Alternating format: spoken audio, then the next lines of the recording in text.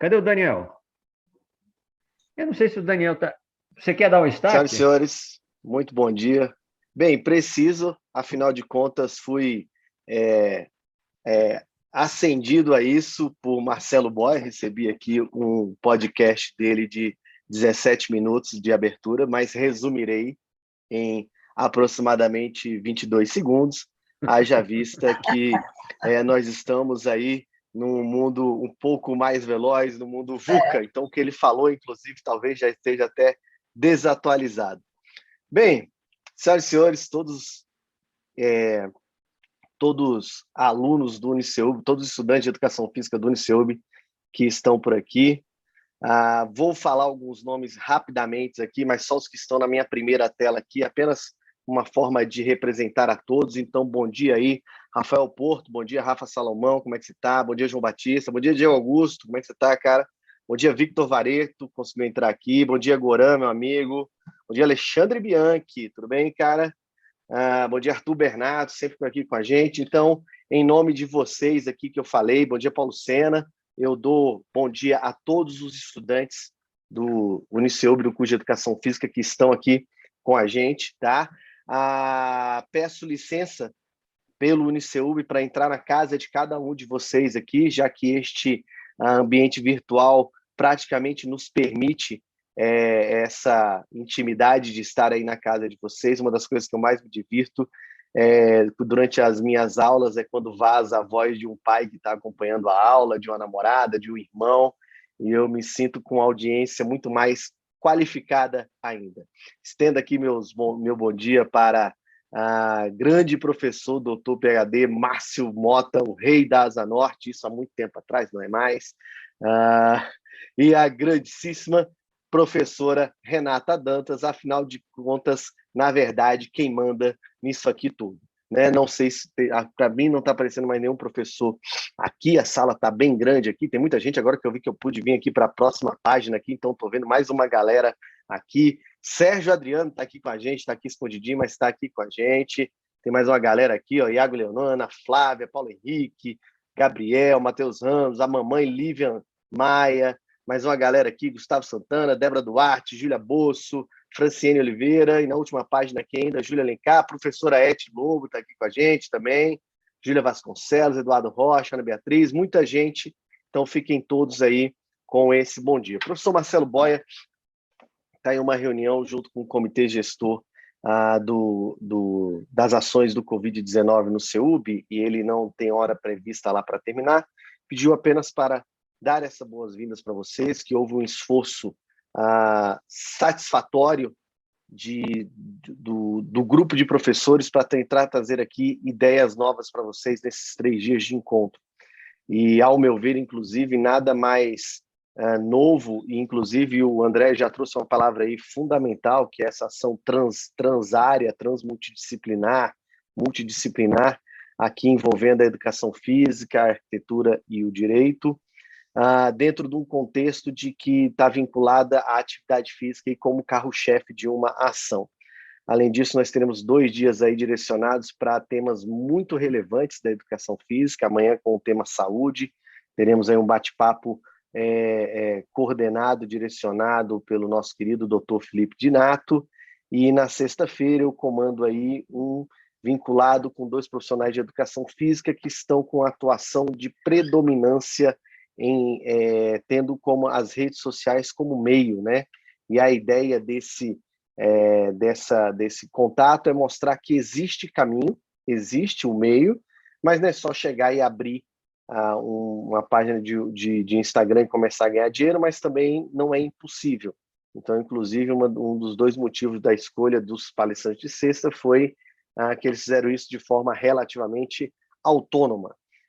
Então, sem mais delongas, inclusive o professor Tássio falou que ia demorar um pouquinho em função de que ele tem uma atividade até 9h20 hoje, e logo depois estará aqui conosco, mas ele está ciente de toda a situação aqui.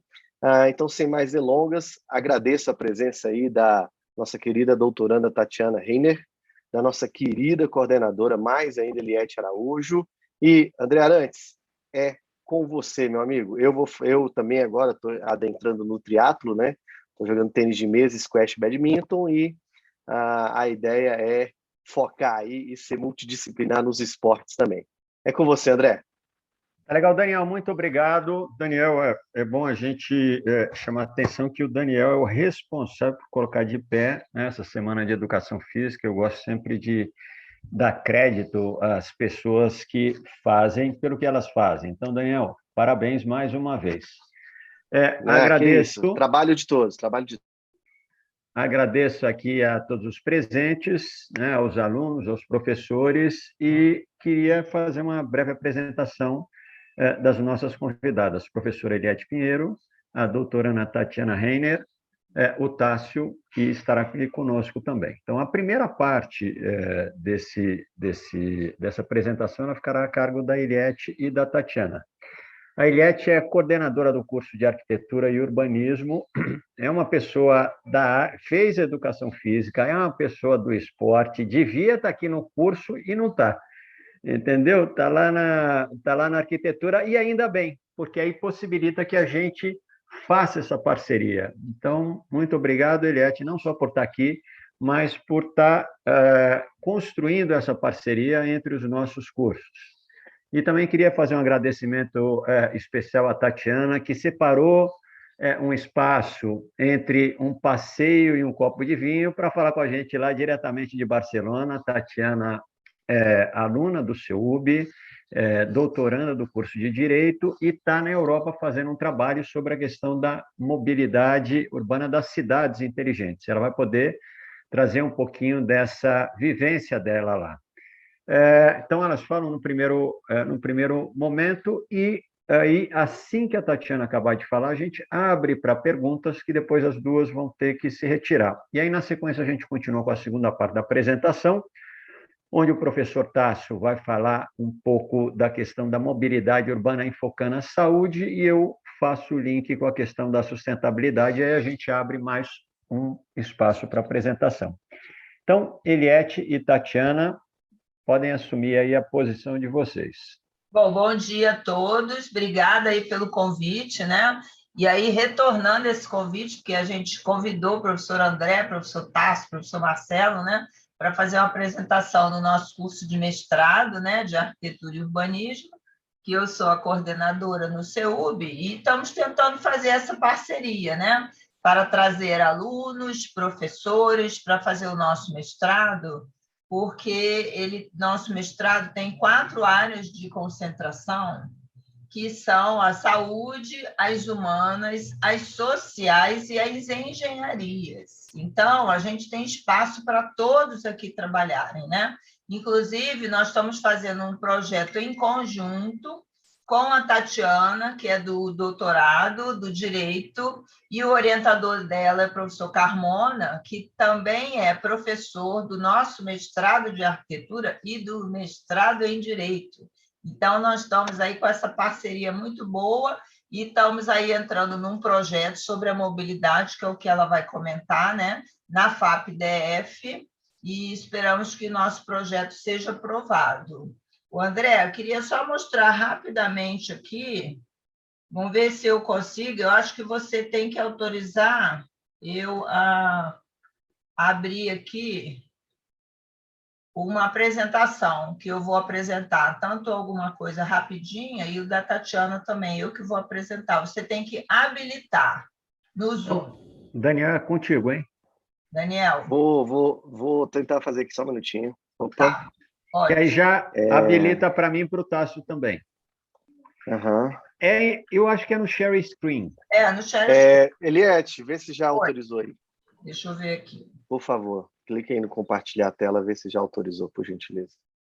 Inclusive, gostaria de destacar aqui também a presença do professor Alessandro, que eu não tinha visto aqui. Professor Alessandro. Apareceu, Eliette? Apareceu para vocês? Aqui ainda não. Ainda não?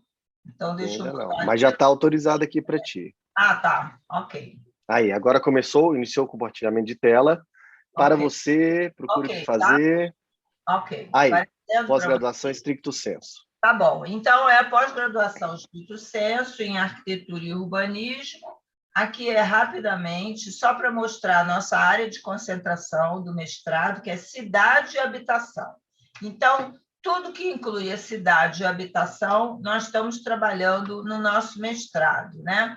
Então, nós temos essa linha de pesquisa, cidade, infraestrutura urbana, tecnologia e projeto, e temos também a linha, peraí que pulou aqui, a linha de pesquisa, teoria e história, e nós temos 16 disciplinas, tá? Então, eu vou parar essa apresentação aqui e vou mostrar aqui a nossa nova linha de pesquisa, que nós estamos trabalhando aqui. Daí só um minuto. Aqui. Então, nós estamos incluindo essa linha de pesquisa, a cidade e a saúde, com interface no espaço urbano e no edifício. Então, é uma nova linha que nós estamos entrando, vamos entrar na CAPES, não é? Para poder trabalhar com a cidade e a saúde, que tem tudo a ver com a educação física, não é? E a saúde, a medicina também do CEUB. Então, estamos tentando aí fazer essa parceria, tá bom? Agora, espera aí que eu quero fechar isso aqui. Está aparecendo tanta coisa aqui para mim, espera aí. E eu vou fechar. E agora eu vou abrir aqui, então, a apresentação da Tatiana. Tá, Tatiana? Ok? Obrigada, professora Eliette. Okay. A Tatiana, ela está... Espera. Ok. A Tatiana, ela foi para Copenhague, né? Vai a Viena, já foi a Amsterdã, está em Barcelona, vai em Madrid, inclusive mandei para ela uns trabalhos lá de Madrid também, que ela está fazendo esse tema, né, que vocês colocaram aqui hoje. Mas o direito do CEUB está financiando tudo, cara. A gente tem que dizer para o Marcelo, entendeu? Correr atrás desse estudo. Olha, ela está que o direito não tem acesso. Não é possível. André, ela está financiando tudo. Inclusive, nós entramos na FAP-DF, né, para tentar ganhar esse projeto aí e ajudar a continuar com essa pesquisa, né? Entendeu? Exatamente, professora. Quem me dera, viu, gente, se o CEUB estivesse financiando. Mas eu tenho o apoio da CAPES, né? Eu sou bolsista CAPES, que me auxilia no doutorado. Mas aqui não, por conta própria mesmo. Na cara e na coragem. Deixa eu dar uma dica para você. Isso, pega ali embaixo, do lado... Isso, já peguei. Pronto.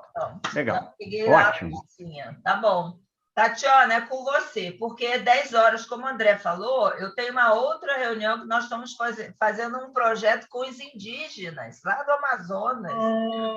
Que maravilha! Tem a reunião 10 horas com eles, aí estamos ajudando a projetar para eles um centro de saúde, lá no meio do mato. Que maravilha. Eu também estou com o tempo um pouco restrito, foi até por isso que a gente combinou, que quem tiver alguma dúvida, alguma sugestão, quiser compartilhar no chat, né, que a gente já vai respondendo, já vai comentando ao longo da apresentação. Tá bem? Vocês estão me vendo? Tá tudo bem? Vocês estão me ouvindo bem também? Positivo, professora. Ótimo. Pode continuar. Ótimo. Bom, então, nosso tema hoje é mobilidade ativa no contexto das cidades inteligentes, sustentáveis e saudáveis. Para a gente falar de mobilidade ativa nesse contexto, acho que seria interessante a gente começar falando um pouquinho o que seriam essas cidades inteligentes, sustentáveis e saudáveis, que inclusive é o tema da minha tese de doutorado, né?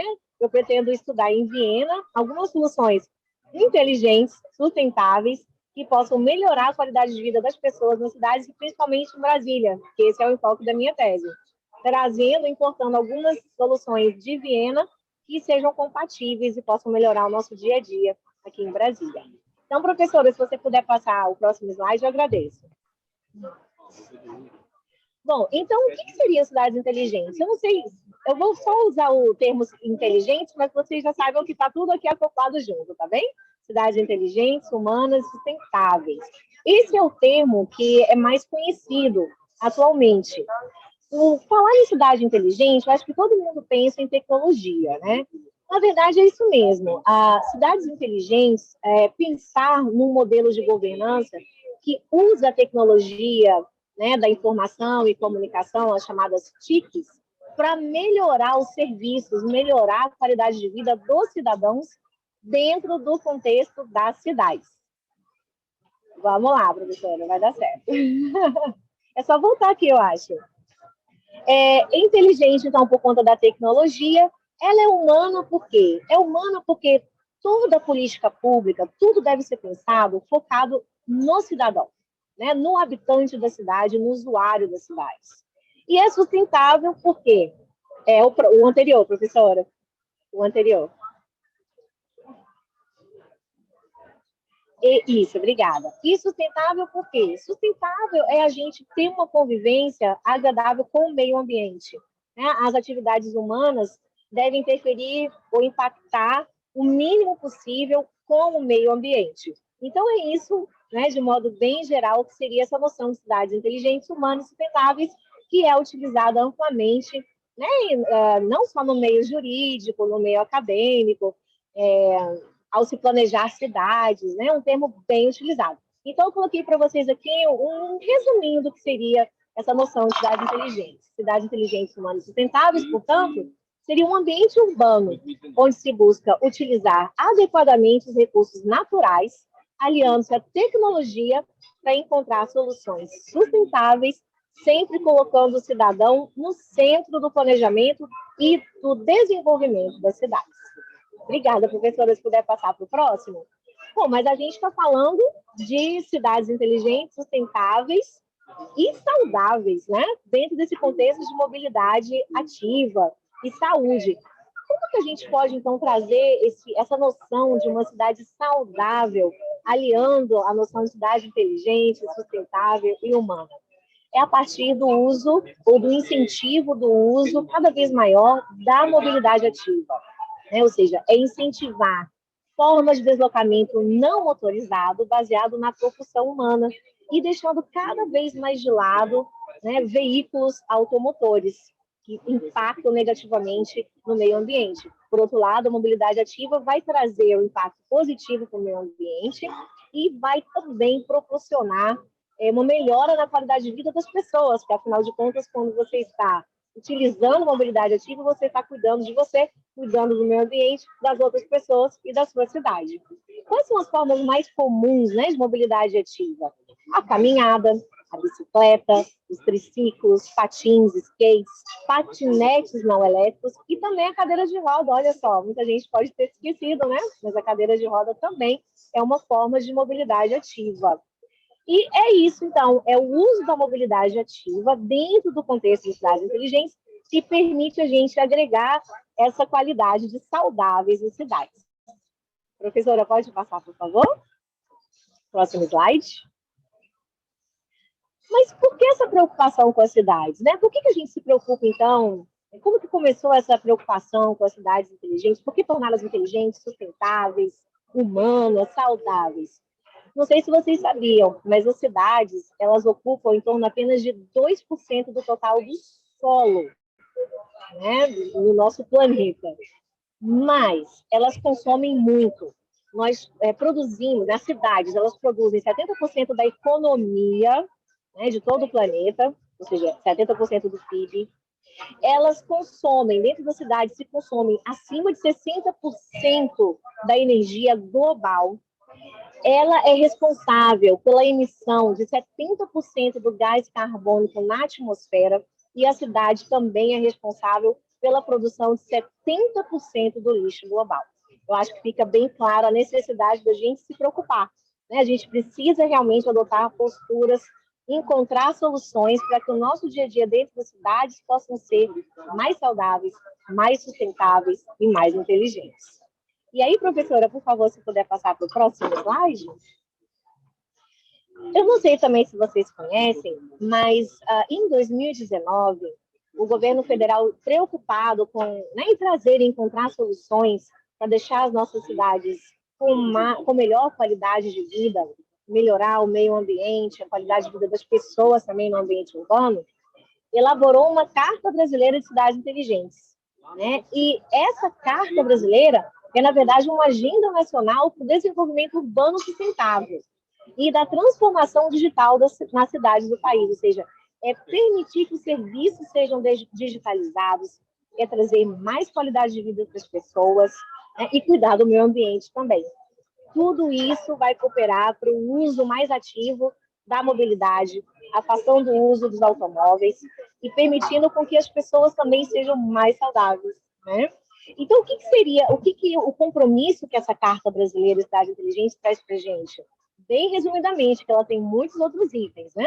Mas as cidades inteligentes, conforme essa carta, elas devem estar comprometidas com o desenvolvimento econômico, ambiental e sociocultural. Isso é muito importante, né? Não adianta a gente pensar apenas em propulsionar a economia, em trazer soluções para a economia, se a gente não balancear, tentar harmonizar o nosso dia a dia, né, o desenvolvimento das atividades econômicas com a proteção do meio ambiente e também com a proteção das pessoas que moram na cidade, com a preocupação com a sua qualidade de vida. Então, cidade inteligente, conforme a Carta Brasileira, inicialmente traduz esse comprometimento. Além disso, falar em cidade inteligente, é claro, pensar em uso de tecnologia.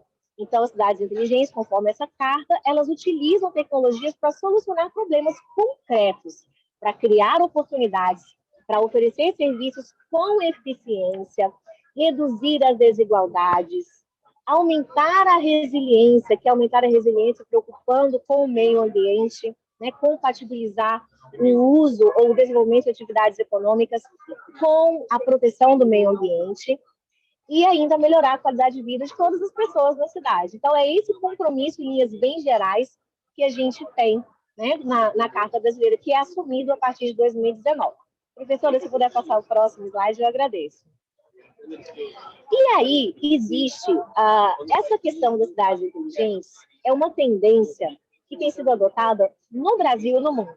No Brasil, olha que interessante, 70% dos governos municipais, né, ou seja, 70% dos municípios adotam soluções inteligentes para melhorar os serviços que são prestados dentro das cidades. E, bem recentemente, só uma pequena correção para vocês, esse ranking que eu trouxe para vocês é de 2021, é bem atual, os dados estão atualizadíssimos, tá bem? Foi no mês passado, inclusive, que aconteceu, né, esse congresso de cidade inteligente, o congresso Smart Cities, eu participei e pude acompanhar esses resultados. São Paulo permanece no primeiro lugar, já acredito que é a 5ª vez que está no topo, é a cidade mais inteligente do Brasil. Não é à toa, né? Se você pensar em a mobilidade em São Paulo é muito desenvolvida, tanto o transporte público quanto as ciclovias, né? Pensa-se muito também na questão da qualidade de vida das pessoas, serviços públicos, a saúde. Então, São Paulo está em primeiro lugar do ranking. E aqui eu trago para vocês como curiosidade, que é a cidade do meu coração, Brasília, talvez do nosso coração, né, do coração de muitos. Brasília estava em 8º lugar no último ranking de 2020 e agora está em 4º lugar. Isso traduz uma preocupação do governo distrital em tornar a cidade, né, em uma cidade inteligente, humana, sustentável. Esse é um compromisso que tem sido assumido, né, nesse último governo. Então, é bem interessante a gente ver isso. Professor, eu acho que tem uma entrada nesse slide, se você puder passar. Eu trouxe para vocês umas curiosidades também. Isso. Com relação aos temas, o que mudou de 2020, Bruno? Eu estou vendo aqui, que bom. Respondendo a pergunta do Bruno, o que mudou em Brasília de 2020 para 2021? Tem alguns projetos muito importantes. A gente vai falar um pouquinho mais adiante, mas já posso antecipar para você, para matar a sua curiosidade. Tem se investido muito na mobilidade ativa, tem se ampliado muito as ciclovias, né? Investido também na questão do Wi-Fi social, disponibilizado o Wi-Fi para conectar as pessoas. Isso também melhora a qualidade de vida das pessoas, porque elas têm acesso a serviços, elas podem também se conectar.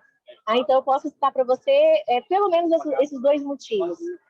Com relação aos serviços também da saúde, não sei se vocês já se vacinaram. Sim, Bruno, fechar a W3 para passeio ciclista influenciou muito.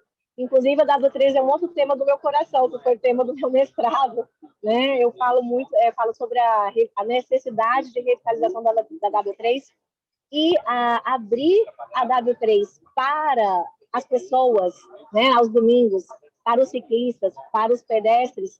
Isso ajudou muito a melhorar a qualidade de vida das pessoas, principalmente dos usuários, né, do plano piloto. Então, esse é um ponto também muito interessante. A qualidade de vida dentro da cidade de Brasília aumentou muito, principalmente com esse investimento, né, do governo na mobilidade ativa, no Wi-Fi social e em criar esses projetos de proporcionar maior qualidade de vida para as pessoas.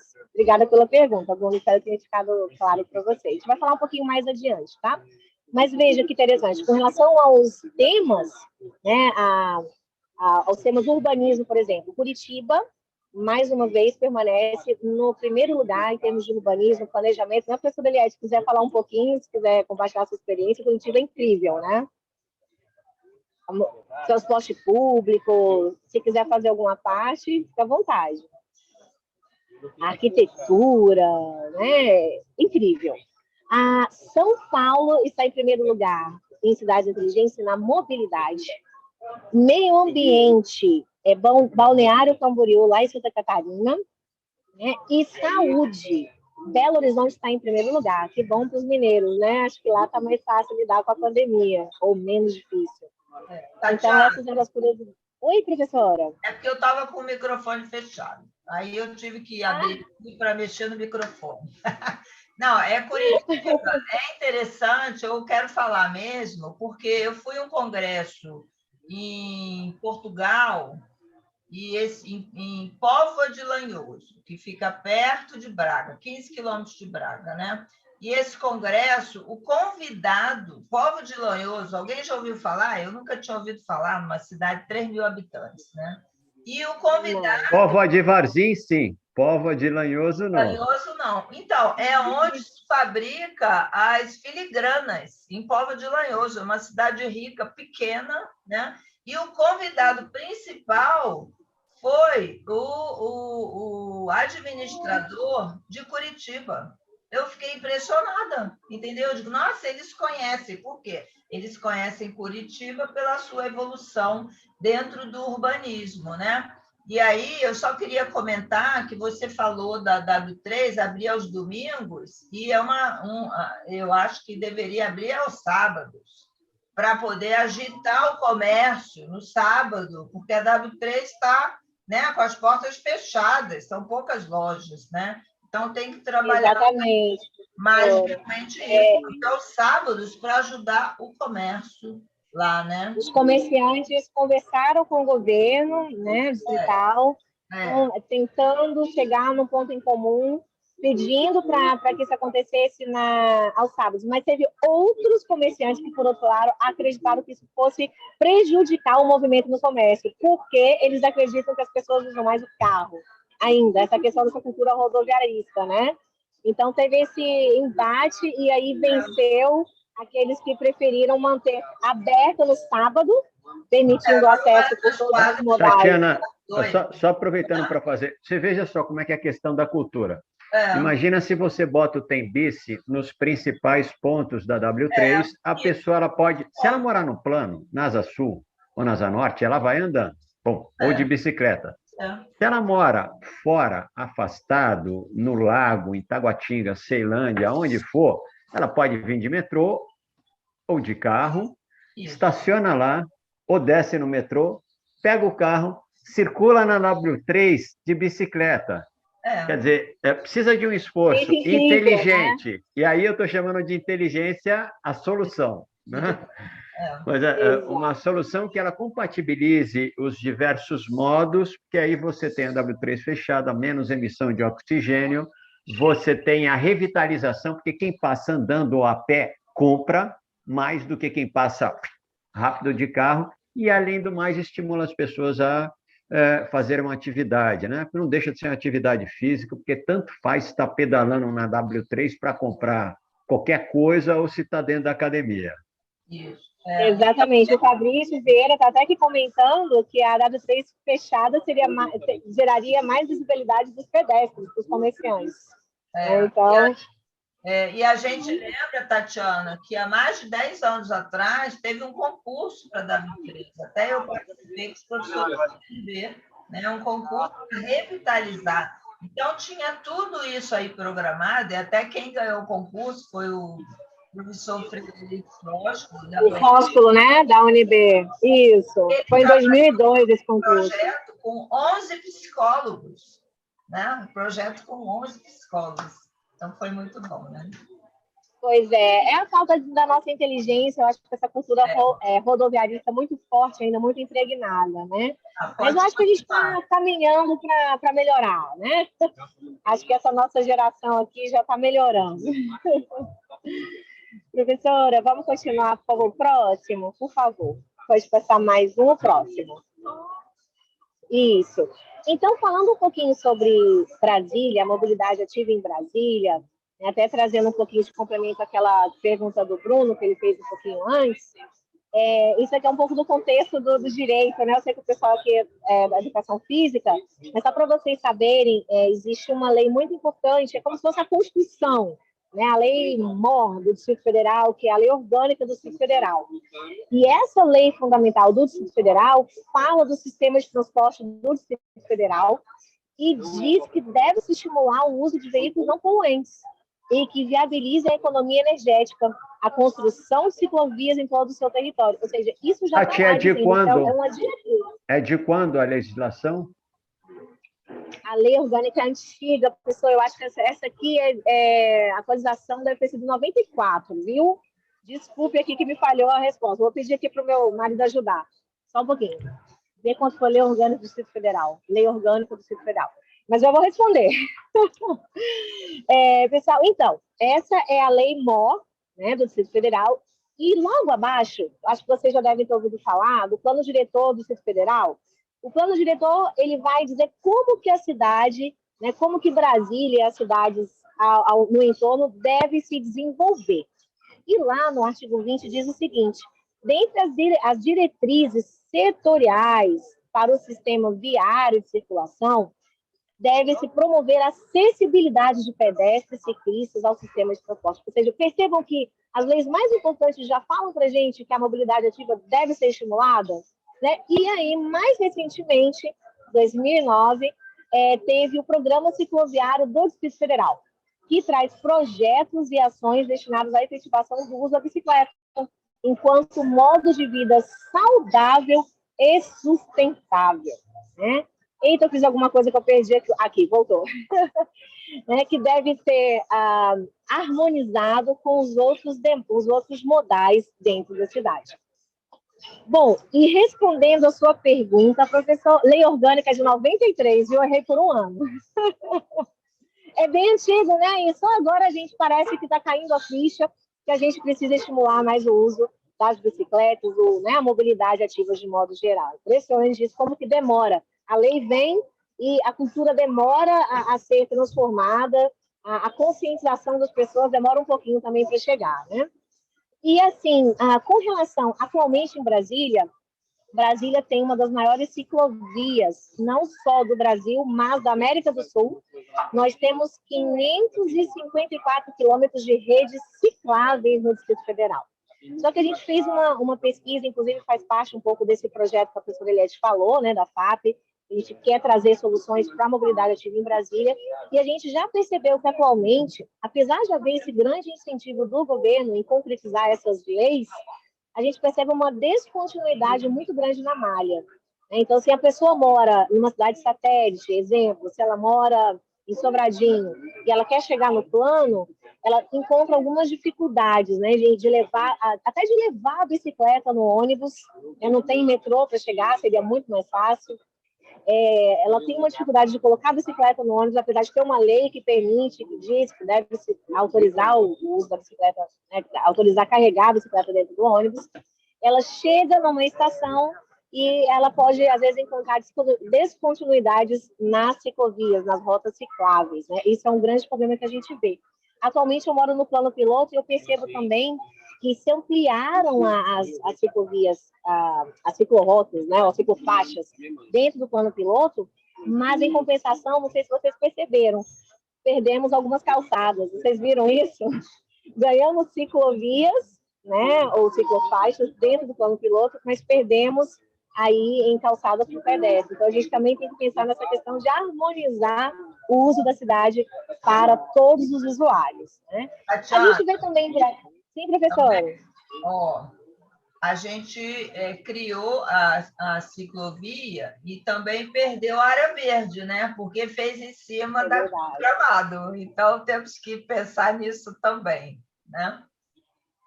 A questão da sustentabilidade, né? E a qualidade de vida, que quando é mais verde, quanto mais verde a cidade, mais qualidade de vida a gente tem. É verdade. Quer dizer, olha só, eu nunca tinha pensado sobre essa perspectiva, até porque eu acho que dá para compatibilizar, e é importante que o ciclista compatibilize o pedestre. Mas é engraçado, porque é a opção seguinte: eu tiro do pedestre, ou eu tiro a área verde, mas eu não tiro do carro. E aí a gente volta para um processo inicial que é esse debate da utilização do petróleo e das construtoras de carro e desse tipo de gasto de energia, né? Que eu acho que aqui é um diálogo mais profundo, mas que, no final das contas, ele se expressa no momento em que vocês fazem essa colocação. Verdade, pessoal. E outra coisa, Tatiana, por exemplo, do ônibus, não é? Eu morei no Canadá, estudei doutorado também, uma parte lá, e os ônibus lá, isso já há mais de quase 30 anos atrás, eles já tinham um suporte na frente, como a gente carrega a bicicleta com suporte no carro, não é? Atrás. Eles têm um suporte na frente que a pessoa vai lá e coloca, dá para colocar 2 bicicletas no ônibus, do lado de fora, entendeu? Aqui no DF a gente tem essa lei, ela é bem mais recente, se eu não me engano, 3 anos atrás, mas a gente não vê. Eu nunca vi o ônibus com esse suporte, não sei se vocês já viram. Aquela coisa, né? Não existe. Teria que... Não saiu do papel. Isso, infelizmente. Pois é. Eu estava elogiando também, né, que a gente tem bicicletários, tem muitos bicicletários já em Brasília, paraciclos, né, que são os estacionamentos para as bicicletas em alguns locais estratégicos, principalmente perto de algumas estações centrais do metrô, a gente já tem isso em Brasília. Por outro lado, a gente tem a ausência de equipamentos de apoio ao tráfego de bicicletas, né, que seria o semáforo inteligente para compatibilizar o tráfego tanto das bicicletas, dos automóveis e dos pedestres. Então, a gente sente a falta disso, não existe isso em Brasília. A gente tem apenas o semáforo que permite harmonizar o tráfego dos automóveis com o dos pedestres. Então, está faltando inserir também, né, o ciclosemáforo para facilitar o incentivo ao uso da mobilidade ativa aqui no DF. Aqui não, aí no DF. Eu não saio do coração, tá aqui. Como a gente já tinha comentado, né, a W3 agora fechando no domingo é uma forma de se incentivar o uso da mobilidade ativa. O eixão também já temos há muitos anos, o eixão do lazer também é uma forma de se estimular o uso da mobilidade ativa no DF. E as bicicletas compartilhadas, não sei se vocês perceberam que em 2020... infelizmente, encerrou esse projeto, né? Não foi renovado o edital, mas agora já foi aprovado e acho que em breve nós já vamos poder encontrar novamente as bicicletas compartilhadas. Tati, já tem, chama a Bici. Quando você voltar, é que você, né, eu não sei assim quanto tempo você saiu, mas é super recente mesmo, é coisa de um mês atrás, inclusive na minha disciplina Atividade Física e Natureza. Na semana que vem, a gente vai fazer uma vivência da utilização, de retirar, de andar, de dar uma circulada. Chama Tem Bici. E depois, com a força que a Eliette tem, nós vamos agitar um espaço desse da Tem Bici para colocar lá em frente ao CEUB. Né, Eliette? Que bacana. Muito bacana. Tenho certeza que ela prova, que ela assina embaixo. Muito bem. E é isso, né? Tudo isso, todo esse contexto que está sendo desenvolvido em Brasília, leva a gente poder adotar hábitos sustentáveis e saudáveis. Isso vai permitir com que as pessoas ganhem qualidade de vida, que as pessoas tenham mais saúde, e também que o governo, por outro lado, né, ele investindo na mobilidade ativa, ele vai deixar de investir com a saúde pública, porque as pessoas mais saudáveis ficam menos doentes, portanto, menos gastos aí com o SUS. Essa é uma lógica que a gente pensa, que inclusive eu estou aqui para comprovar, se tudo der certo, né, estudando aqui em Viena. Professora, se puder passar para o próximo slide, eu agradeço. Se alguém tiver alguma dúvida, eu estou acompanhando aqui no chat, viu? Ou algum comentário. Legal. Ixi, será que a pessoa... eu acho que ele estaria. Eu vou te fazer uma perguntinha aqui que eu tinha deixado para depois.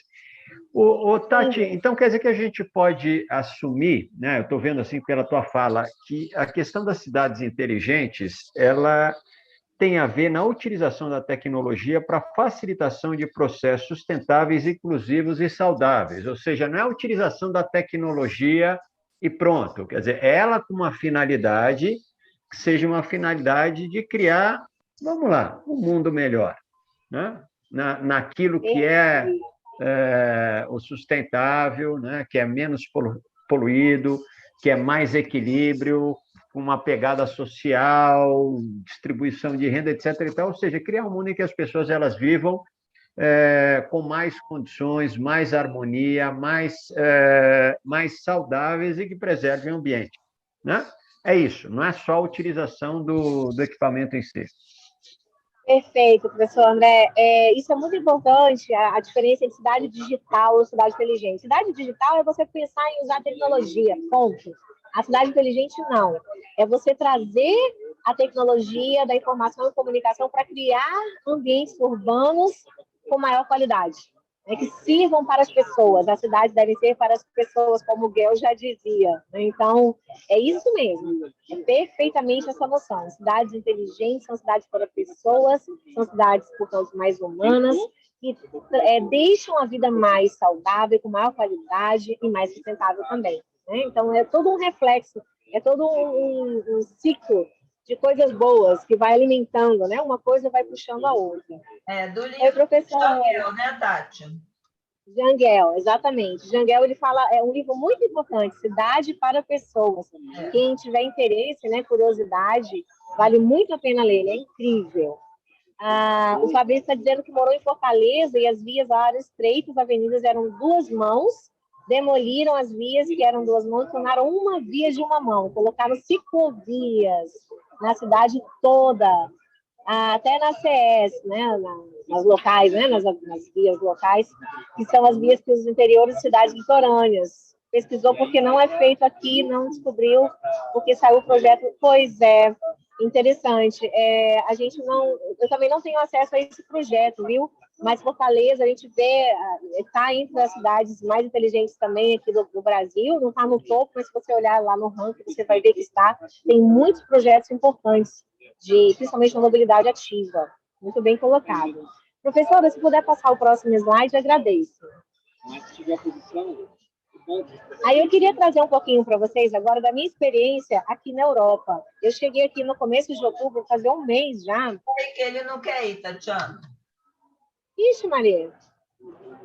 Não quer ir mesmo? Que pena. Eu tinha botado uma foto muito legal da Dinamarca, 2 fotos. Não, mas dá um ESC. Dá um ESC, sai da apresentação aí. E depois volta. Então, negócio aqui... Parou tudo, travou tudo. Agora, Ixi, pronto, agora vai dar certo. Próximo. Agora o próximo. Por favor. Isso, professora. Obrigada, obrigada. É. Gente, é impressionante aqui. Dinamarca é outro mundo, né? A Escandinávia é outra realidade. Então, assim, eu coloquei para vocês Kolding, uma cidade que eu visitei agora, e eu já tinha visitado em 2018, interior da Dinamarca. Impressionante como eles utilizam não só o semáforo, as soluções inteligentes para melhorar a qualidade de vida das pessoas. O que me chamou muita atenção, eu até tirei fotos, porque foi eu que tirei. É um semáforo, né, que permite ordenar o tráfego de pessoas, de automóveis e das bicicletas, ou, né, dos vários modais de mobilidade ativa. Então, é incrível, uma cidade do interior, você vê ciclovias, né, muito bem estruturadas, ciclofaixas e tudo muito organizado. E os semáforos, eles são inteligentes porque ele vai percebendo quando o fluxo de ciclistas aumenta, o semáforo para o automóvel fecha e ele vai priorizar o fluxo dos ciclistas em primeiro lugar, depois dos pedestres e, por último, dos automóveis. Então, você já percebe muito assim, um incentivo, né, ao desenvolvimento da ciclomobilidade ou da mobilidade ativa de modo geral. Aqui do outro lado, eu coloquei para vocês uma foto lá de Copenhague, impressionante, que você não vê carros circulando nas ruas. Você até vê um ou outro, mas você vê, assim, estacionamentos cheios de bicicletas, repletos de bicicletas. Então, assim, é o modal principal das pessoas. Antes de falar sobre isso, as ciclovias em Copenhague, em 2018 já havia mais de 400 quilômetros, né, de ciclovias construídas. Hoje já tem mais do que isso, mais de 400, né, 429 quilômetros, e tem 16 pontos exclusivas apenas para o uso de ciclistas, né, ou patinetes, e de pedestres. É incrível. E lá, as pessoas preferem mesmo usar a bicicleta no dia a dia. 62% das pessoas preferem usar a bicicleta nos deslocamentos diários. Eu vi alguns patinetes, mas a bicicleta é em peso, viu? Isso versus 9% apenas das pessoas que usam o automóvel no dia a dia. Não é à toa que Copenhague é considerada a capital mundial do ciclismo urbano. É impressionante. São mais de 650 milhões, aqui está faltando. Não, mil, né? 650 mil bikes. Tatiana, estive conversando com a Eliette, ela disse que toda pessoa que faz parte do mestrado vai passar 2 semanas na Dinamarca no ano que vem. Não é isso, Eliette? Eu não sei como é que ela vai se virar com isso. Isso mesmo. Vou fazer uma discussão, né, professora? Eu posso acompanhar, viu? Posso ajudar. Aqui, com relação às bikes, acho que faltou 1.000 aqui. 650 mil bikes. É uma média de 5 bicicletas para... Oi? 5 bicicletas para um automóvel, né, lá. Então, é incrível, realmente, o uso da bicicleta. E isso foi estimulado desde 1970, um plano de carbono neutro. Então, assim, você vê que realmente é um empenho do governo em diminuir a emissão do gás carbônico na atmosfera, tornando o ambiente mais saudável, mais sustentável, diminuindo o uso dos automóveis, né? Bom, houve também um investimento de mais de 134, aqui está faltando também, milhões de euros em infraestrutura e serviços para os ciclistas nos últimos anos. Então, eles realmente priorizam o desenvolvimento da ciclomobilidade, e isso faz economia, deixa de se investir em saúde, não precisa, né? As pessoas são mais saudáveis, então eles têm realmente focado em incentivar a ciclomobilidade, ou a mobilidade ativa de modo geral. Professora, se puder passar o próximo, é o penúltimo slide, viu, pessoal? Já vou passar a palavra para vocês. Sobre Amsterdã, que é o nosso próximo slide, é incrível, é impressionante Amsterdã. Amsterdã tem uma característica que as ciclovias, elas não seguem a rota das ruas, né? A infraestrutura cicloviária de Amsterdã é uma infraestrutura orgânica, porque ela vai fluindo conforme seja mais agradável para o ciclista. As rotas devem ser feitas conforme sejam mais rápidas, mais agradáveis e belas. Realmente é incrível. Não sei se vocês já tiveram a oportunidade de visitar, mas é muito bonito o passeio. Eu não consegui fazer o passeio, estava muito frio no dia que eu estava lá, mas eu queria muito ter tido essa experiência. Quem sabe uma outra oportunidade. E lá, a bicicleta é a primeira opção para 58% da população. Lá são 880 mil bikes por 800 mil habitantes, ou seja, é mais bicicleta, é quase 2 bicicletas para cada pessoa lá em Amsterdã. É incrível. E olha só, lá em Copenhague são mais de 500 quilômetros, em Amsterdã tem mais, são 760 quilômetros de ciclovias. É a cidade mais chamada de bike friendly, né? É a cidade mais bike friendly do mundo, Amsterdã, amigável. E lá tem uma coisa que chama muita atenção também, são as vagas, né, para estacionamento de bicicleta. São mais de 10 mil vagas somente na estação central de trem. Então, realmente é incrível o incentivo que se dá ao uso da mobilidade ativa nessas cidades. E, para finalizar, professora, o último slide eu trouxe para vocês algumas curiosidades da cidade que eu vou pesquisar para o doutorado, que é Viena. Viena foi considerada, assim, nos últimos 10 anos, né, a cidade mais inteligente do mundo, conforme uma pesquisa que a Mercy, acho que bloqueou, né? Mas eu vou lendo aqui. Eu vou acompanhando. Ixi, não estou também conseguindo aqui. Mas Viena, ela é considerada muito inteligente também por conta do incentivo à ciclomobilidade, a qualidade de vida das pessoas. A pessoa não está conseguindo passar, não, que eu estou sem as informações aqui, desculpa. Se quiser dar o ESC... Peraí, tem outro? Tá, é o último slide, depois desse, só tem mais um. Porque ele está dando uma travada, mas eu estou botando o S. Tatiana, mas nós estamos adorando. Então, pode mandar, não tenha pressa. Fala para o teu marido para ele esperar aí, daqui a pouco vocês almoçam, entendeu? Beleza. Não, ele está super tranquilo aqui, ele está com uma amiga conversando, ele está nem prestando atenção. Tatiana, esse é o último? Esse é o último. Tá bom. Tá. Então, depois que você falar, eu quero falar, só rapidão. Claro, fica à vontade, professora. Viena, essa praça central lá, incrível, gente, é muito bonita a cidade. Conforme essa pesquisa Mercer, que foi realizada em 2019, depois em 2020, 2021 eu não sei se saiu, tenho que pesquisar. Mas nos últimos 10 anos, Viena foi considerada a cidade com melhor qualidade de vida do mundo, conforme essa pesquisa, né? Por quê? Porque há uma estratégia integrada de mobilidade, bem-estar e sustentabilidade. É tudo isso que a gente está falando, né? Lá é um exemplo em que se busca incentivar o uso da mobilidade ativa, em se preocupar em emitir o mínimo possível de gás carbônico na atmosfera, portanto, gerando um ambiente mais sustentável e se preocupando com a saúde das pessoas. Existe um sistema público de saúde incrível, muito bem desenvolvido lá, né? E o transporte visa-se também desenvolver o transporte público, associando ao uso da caminhada e o ciclismo. Então, cada vez mais diminuindo o uso do automóvel, focando em incentivar o uso da caminhada e do ciclismo. E lá existe uma meta, que é a redução do tráfego individual motorizado para 15% até 2050. Então, a gente já vê muita coisa. Eu ainda estou chegando lá, depois, se vocês quiserem, eu posso compartilhar com vocês as minhas impressões. Mas eu estive lá em 2018 e percebi isso mesmo. As pessoas, elas priorizam a caminhada, eu vejo em primeiro lugar lá a caminhada, e a bicicleta também. Eles usam pouco o automóvel. Já desde 2018 eu percebi isso, né? Mesmo no frio, viu, gente? É incrível.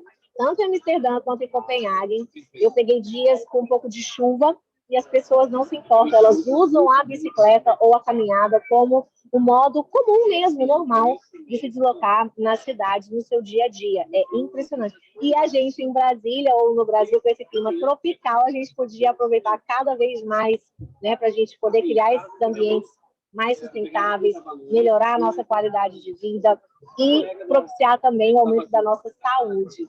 Então, assim, eu vejo que a mobilidade ativa é a tendência mundial, e eu espero que as nossas cidades no Brasil também continuem seguindo essa tendência. É o que a gente vê e é o que a gente espera, né? Então, com isso, eu finalizo aqui a minha apresentação, espero que tenha sido útil para vocês, e estou aqui à disposição, quando vocês quiserem, eu posso depois relatar o que eu vi aqui.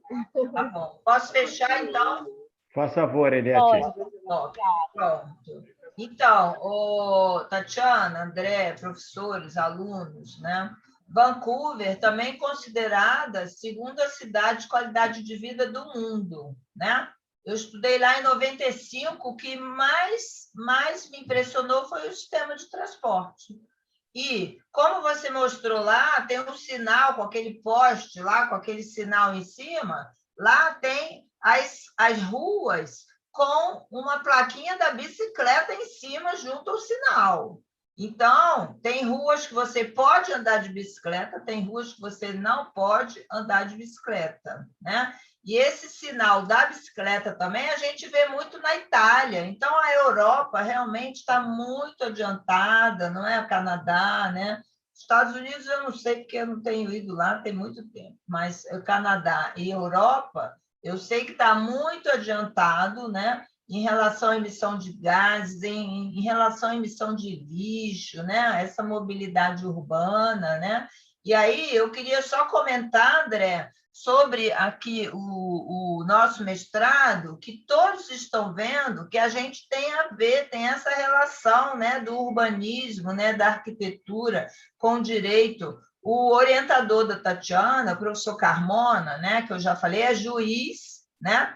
E a disciplina dele, ele dá aula junto do mestrado da arquitetura, os alunos são da arquitetura e do direito, então eles fazem trabalhos em conjunto, né? É muito bom. Aí nós temos professores da educação, professores da engenharia, né? E eu quero convidar todos, né? Quem quiser que esteja interessado a entrar no nosso mestrado, né? Que são 2 anos, tem que fazer 6 disciplinas, né? Que pode matar as 6 disciplinas, como a gente fala, né? Em 1 ano e depois ficar na orientação, né, fazendo a sua dissertação. Nós temos bolsas da CAPES, estou fazendo a propaganda do mestrado. Mas tem que fazer, Eliette. Tem que fazer para a gente. Tem que fazer. Não, tem que fazer. E o pessoal da educação física que tiver interesse pode me procurar, que eu faço o contato, até porque a professora Eliette já me chamou para dar aula no mestrado, nem ela estava sabendo, entendeu? Mas eu só estou lembrando. Mas, não, nós temos, André, 6 cursos da CAPES para oferecer para os alunos. Ótimo. Entendeu? E também os alunos, né, egressos do CEUB, eles têm desconto no mestrado, né? E realmente, André, nós vamos fazer essa parceria aí. Não, ela já está feita. E aí, só aproveitar, Eliette, o que você está dizendo, para dizer o seguinte: olha, pessoal, as coisas, elas começam nas caixinhas. Caixinha do direito, caixinha da educação física, caixinha da arquitetura, porque pedagogicamente fica mais fácil de separar. Mas o fato concreto é que, à medida que o tempo passa, as coisas elas vão se misturando. E na vida, as coisas elas são misturadas. Na vida, assim, no concreto da vida, a vida acontecendo, as coisas elas estão misturadas. Então, assim, pode ter um lado que você tem maior domínio e você entra por ali. Mas, na verdade, isso vai se misturando, porque o mundo não separa em caixinha. O mundo ele é todo misturado. Então, é por isso que eu acho que essa sacada que vocês tiveram lá foi muito legal.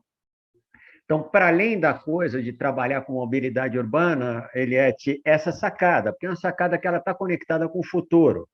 Né? Quando a gente olha para experiências internacionais e universidades interessantes, esses cruzamentos eles estão cada vez mais acontecendo. Né? Então, para o nosso aluno da educação física, que é o aluno desse novo milênio, precisa perceber isso, cara. Né? A educação física ela vai entrando em outras áreas, ela vai se apropriando de outros conhecimentos e ela vai dando contribuições que quem tem condição de dar é a gente. Né? Então, aproveitem e eu estou à disposição. A Priscila já disse que vai me procurar, mas se tiver mais gente, pode me procurar também. Ótimo. Muito bom. Posso fazer a propaganda pessoal do CEUB? Porque eu sou graduada do CEUB, fiz Direito no CEUB. Depois de muitos anos, eu fiz o mestrado, tive a oportunidade de ter essa parceria do mestrado do Direito com a arquitetura. Esse contato com os alunos é incrível, é impressionante, é muito rico a gente ter, né, essa oportunidade de ver a visão de pessoas, de profissionais de áreas distintas e ver como que elas se juntam, como estão tão próximas. Incrível. E depois também, agora eu estou fazendo o doutorado e eu recomendo demais, pessoal. Quem estiver na graduação, né, eu recomendo muito. É outra visão que a gente tem do mundo quando a gente passa pelo mestrado e pelo doutorado, viu? E eu queria muito agradecer a participação, o convite, me coloco à disposição de vocês sempre que precisarem, só que agora eu preciso pedir licença. se vocês me derem. Tatiana, muito obrigado pela tua participação. Foi muito legal e estava falando com o Tasso aqui, entendeu? Que foi uma sacada bem legal. Você está num ambiente descontraído, entendeu? Porque eu acho que a gente precisa dar uma arejada no ambiente acadêmico também. Isso aqui é para ser legal. É para ser quase um bate-papo entre amigos, entre pessoas legais que têm experiências legais para compartilhar. E eu acho que a escolha do lugar que você fez trouxe essa coisa, entendeu? Deu uma arejada, então te agradeço muito o teu tempo e que você faça assim uma viagem, né? O restante da viagem bem legal. E em fevereiro já está combinada essa conversa lá com a Eliette, hein? Obrigada, gente. Muito obrigada mesmo. Fico feliz de ter contribuído e até fevereiro. Tatiana, obrigada, hein? Foi excelente. Né? Eliette... Obrigada, gente. Um abraço. Beijo. Bom, Eliette, te agradeço também, né? Você disse que tinha um horário 10 horas para falar com os indígenas. Que bacana. Tá legal. Muito obrigado, viu, Eliette? Obrigada, professor André, professor Tássio, todos vocês, e aguardamos vocês aí, tá? Com certeza. Aí um trabalho em conjunto, tá bom? Professor Felipe também, né? Nadador. Obrigada a todos, então, tá? Obrigada aí pelo convite. Tchau. Bom, tchau, Eliette. Tasso, eu vou passar, então, agora para o Tasso. O Tasso, todo mundo já conhece aí da Educação Física, professor, gente fina, da melhor qualidade, meu parceiro no GPFAT, né, que é o grupo de pesquisa em políticas públicas de esporte, educação física e atividade física, e nesse grupo a gente já vem há algum tempo querendo abrir essa discussão da mobilidade urbana ativa e, enfim, encontramos nessa parceria com o pessoal da arquitetura e urbanismo essa possibilidade. Então, Tasso, faz favor. Oi, bom dia, André, obrigado aí pelas palavras, bom dia a todos os presentes. Antes de mais nada, já vou pedir desculpa aí pela minha voz, estou com a garganta um pouquinho ruim. Se eu não tivesse, eu ia pedir desculpa por não ter feito a barba, mas vamos uma coisa só. Então, se a garganta falhar aí no meio, por favor, não reparem. Vou compartilhar a tela aqui, já para começar a minha fala. Então, um instante.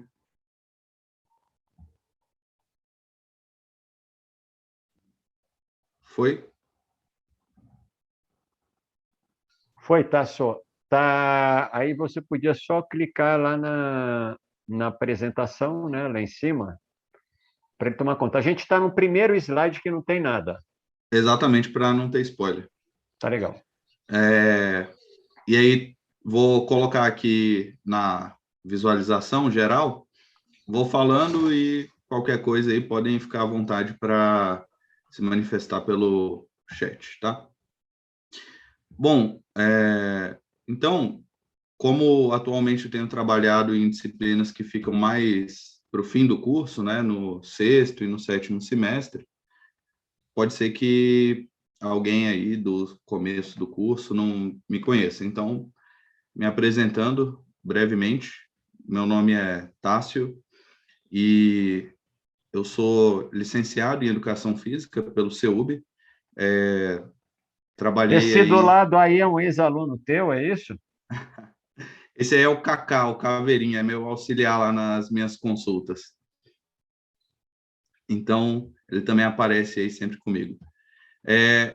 Então, eu fiz licenciatura na primeira turma de Educação Física do CEUB, e ali, estudando a questão da educação física na escola, comecei a me interessar pela saúde das pessoas no âmbito da atividade física, e aí lá no CEUB mesmo, ainda na primeira turma, eu estiquei, fiz o bacharelado, né, quis entender mais como as pessoas treinavam, então fiz uma pós-graduação fora do CEUB, em treinamento esportivo. Aí eu vi que o treinamento influenciava muito a saúde das pessoas, então fui depois para a área de fisiologia do exercício, e aí vi que, inclusive, a gente poderia tratar doenças com o exercício físico. Foi quando eu fiz ali a pós-graduação em grupos especiais, né? Que são esses grupos, em geral, que não são as pessoas que têm pleno gozo da saúde. Bom, depois acabei fazendo mestrado e doutorado em educação física e acabei voltando no começo, e isso tem a ver com um pouco do que a gente vai falar agora, e hoje eu sou estudante de permacultura, que é uma área que tenta organizar os ambientes de acordo com os ecossistemas. E aí isso influencia muito no que eu e o professor André temos aí de perspectiva de trabalhar com essa questão da mobilidade urbana, né, dos ambientes aí que as pessoas estão. Então, como eu falei com vocês, eu estudei na primeira turma do CEUB de Educação Física. Então, parafraseando aí, para quem gosta de racionais, há 15 anos atrás eu estava aí no meio. Então, podem interagir à vontade, como se vocês estivessem falando com um colega de curso, não precisa ter, né, toda aquela formalidade, porque, de certa maneira, somos isso, né? Colegas de curso, já que eu também estudei e tive nessas cadeiras aí há algum tempo atrás. Bom, falando nesse aspecto de cidades sustentáveis, saudáveis, inteligentes, a minha perspectiva é falar um pouco disso no âmbito da atividade física. E hoje, no Brasil, a gente tem um norte para falar disso, que é o Guia de Atividade Física para a População Brasileira. É um documento lançado pelo Ministério da Saúde nesse ano, agora, de 2021. Então, pela primeira vez, a gente pode falar em atividade física e saúde com base no nosso povo, no brasileiro. Haja vista que, até o ano passado, quando a gente falava de atividade física em nível populacional, a gente, como em muitas outras áreas, importava literalmente o que vinha dos Estados Unidos. Bom, e pensando no Guia de Atividade Física para a População Brasileira, a gente entende que atividade física é um comportamento envolvendo movimentos voluntários do nosso corpo, com gasto energético acima do nível de repouso. Além disso, é importante entender, e aqui tem muito a ver com a nossa fala de hoje, que a atividade física promove interações sociais e interações também com o ambiente. Bom, nesse sentido, a atividade física, em geral, é estabelecida em 3 formatos. Atividade física no tempo livre, que normalmente é a única que a gente costuma ter mais atenção, né? Pelo menos num nível mais direto. Porém, é importante a gente entender, falando de cidades, especialmente na atividade física do deslocamento, então, para diferentes compromissos, né? Diferentes destinos, formatos, enfim. E ainda há de se considerar a atividade física no trabalho, né? Vários trabalhos, pelo conceito que a gente viu no slide anterior, fazem com que a pessoa exerça atividade física. E ainda, atividade física no estudo. No nosso curso é bem fácil entender isso, né? Existem aulas práticas, mas também em outros cursos a gente pode pensar, por exemplo, nos cursos na área de agronomia, o próprio colégio agrícola, né, tradicional de Brasília. Então, a gente tem ali atividades físicas que não são no formato das que nós fazemos no curso de educação física, no estudo, ou engenharias, enfim, arquitetura e por aí vai. Bom, entendendo, então, que a atividade física pode permear esses 3 campos da vida, a gente, então, vê quais são as recomendações hoje para a população brasileira, que são basicamente 150 minutos por semana em intensidade moderada, e logo mais eu falo o que seria intensidade moderada, ou 75 minutos por semana em intensidade vigorosa, que logo mais eu também defino, ou ainda a combinação dessas 2 coisas. E a combinação dessas 2 coisas parte de um pressuposto matemático, né? Se a gente observa que 1 minuto de atividade vigorosa equivale a 2 de atividade moderada, se você vai mesclar as 2 coisas em diferentes dias, atividades, dá para chegar ali a uma combinação adequada. Também é importante que pelo menos 2 dias por semana, desses 150 ou 75 minutos, tenham atividade de fortalecimento, como musculação, pilates, esses exercícios com peso corporal, calistenia, enfim, qualquer coisa que trabalhe fortalecimento muscular. Não quer dizer que precisa ser 2 dias destinados exclusivamente a isso, mas essas atividades, né, devem compor pelo menos 2 momentos de atividade física ao longo desses 150 minutos por semana. Bom, para a gente entender, então, como que as pessoas nas cidades estão, no sentido de atender ou não essas recomendações, a gente deve entender, como eu falei, com um pouco mais de exatidão, o que seria a intensidade leve e, principalmente, as recomendadas, moderada e vigorosa. Então, de maneira bastante simples, que qualquer pessoa pode entender, a gente pode pensar no seguinte: atividade física em intensidade leve é aquela que o indivíduo consegue conversar e até cantar enquanto pratica. Já a atividade de intensidade moderada, o sujeito consegue conversar, mesmo que com alguma dificuldade, mas consegue, e já não consegue cantar. E, por fim, a atividade de intensidade vigorosa, a gente percebe que o indivíduo não consegue conversar nem cantar. Bom, se a gente fosse colocar isso em aspectos um pouco mais técnicos, a gente pode pensar na percepção subjetiva de esforço. Então, o que seria isso, de maneira simples? Uma escala de 1 a 10, onde 1 seria uma atividade bastante leve, na verdade, 0 a 10, né, onde 0 seria repouso absoluto, e 10 seria o máximo de esforço que você consegue conceber fazendo. Então, nessa escala, que como o nome diz, é individual, né, subjetiva de cada pessoa, uma numeração de 1 a 4 seria leve, 5 a 6 moderada, 7 a 8 vigorosa. E aí, isso aí pode ser depois ramificado para formas muito mais complexas, de frequência cardíaca, consumo de oxigênio, gasto calórico, mas pensando no geral, no recorte que a gente tem aqui, de fazer com que as pessoas se movimentem na cidade. A gente precisa, em alguma medida, simplificar as coisas, né? Torná-las acessíveis do ponto de vista de entendimento e de execução. Bom, e será, então, que as pessoas no mundo atendem essa recomendação? Será que o mundo, em geral, é suficientemente ativo? Porque essas recomendações que nós, como brasileiros, assumimos, são, na verdade, de boa parte dos países do mundo. Bom, então, quando a gente olha o mapa mundi, a gente percebe aqui, nessas escalas de prevalência de atividade física insuficiente, né, conforme vai ficando mais vermelho, um percentual maior das pessoas não atendendo a essas recomendações. Aqui, estamos tratando especificamente dos homens, no ano de 2016, e a gente percebe que o Brasil está, no caso dos homens, entre os países com maior proporção da sua população insuficientemente ativa, não fazendo o que é recomendado. Nós estamos entre os 5 com maior proporção, e na região da América Latina e Caribe, nós somos o primeiro.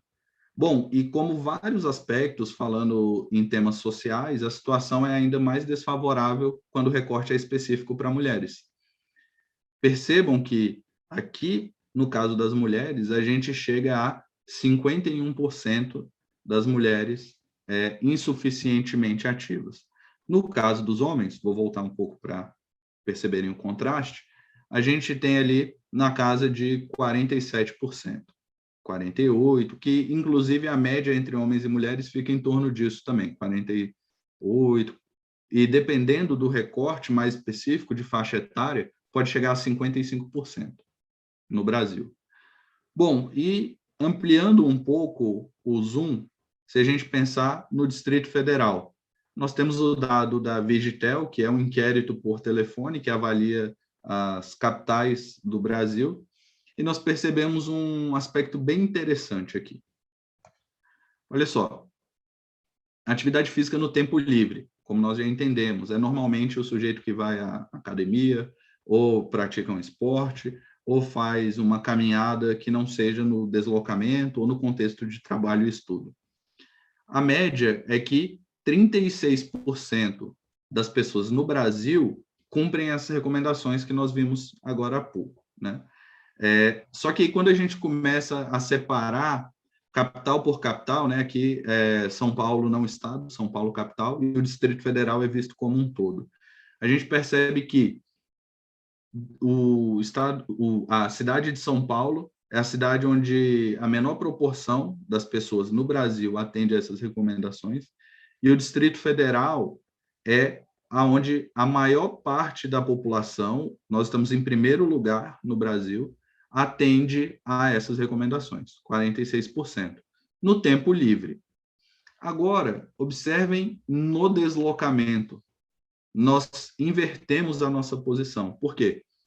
A média no Brasil, 13% das pessoas no seu deslocamento fisicamente ativo, consegue cumprir ali pelo menos 150 minutos por semana de atividade física em intensidade moderada. Só que no Distrito Federal, apenas 7,8% das pessoas atendem a esse critério, enquanto Florianópolis é onde a gente percebe a maior proporção da população. Logo mais, a gente pode conversar o porquê disso, né? Mas é importante não necessariamente os números, mas ver a dicotomia de nós sermos primeiro colocado em atividade física no tempo livre, último colocado em atividade física no deslocamento. Bom, indo adiante, mas será que se a cidade favorecer o deslocamento fisicamente ativo, as coisas podem ser boas para a saúde das pessoas? Bom, tem um estudo interessante que se questionou sobre isso, e aí nós vemos o seguinte, aqui algumas referências de como se chegou ao resultado que eu vou mostrar. Percebam no eixo Y, ou seja, na linha vertical, o percentual de adultos que é classificado com obesidade.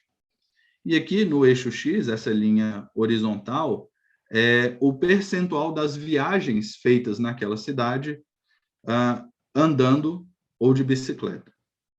E aí, essas duas linhas mostram para a gente o seguinte: a primeira em obesidade efetivamente medida e a segunda em obesidade autorrelatada, que conforme aumenta o percentual das pessoas em uma cidade que fazem suas viagens de bicicleta ou a pé, diminui, pensando aqui nesse percentual, a proporção da população que é obesa. Então, se a gente consegue melhorar a proporção de pessoas que cumpre suas recomendações de atividade física no deslocamento, a gente consegue diminuir a prevalência de obesidade nas cidades. Bom, e não é só falando em obesidade ou saúde física. Na verdade, as cidades podem influenciar também na saúde mental das pessoas. E em tempos de pandemia, essa questão de saúde mental se tornou algo bastante em voga. E a gente percebe o seguinte, por exemplo, a partir de sinais de esquizofrenia, que conforme aumenta a complexidade urbana, ou seja, aquilo que a gente chama de cidade grande, né, conforme a área que a pessoa habita é mais característico como cidade grande, maior o risco relativo dela desenvolver esquizofrenia. Percebam, aqui nós temos o risco relativo de desenvolver esquizofrenia, né? Conforme mais alto aqui na linha vertical, maior o risco. Aqui nós temos a faixa etária de 0 a 15 anos, desculpa, faixa etária não, é tempo de vida nessas regiões, né? E aqui nós percebemos capital como uma cidade do ponto de vista urbano maior, né? Aí o subúrbio da capital, e aqui a ideia de subúrbio não é periferia, como normalmente a gente traduz no Brasil, mas de ser uma área ao redor da cidade, né? Não exatamente no centro da cidade.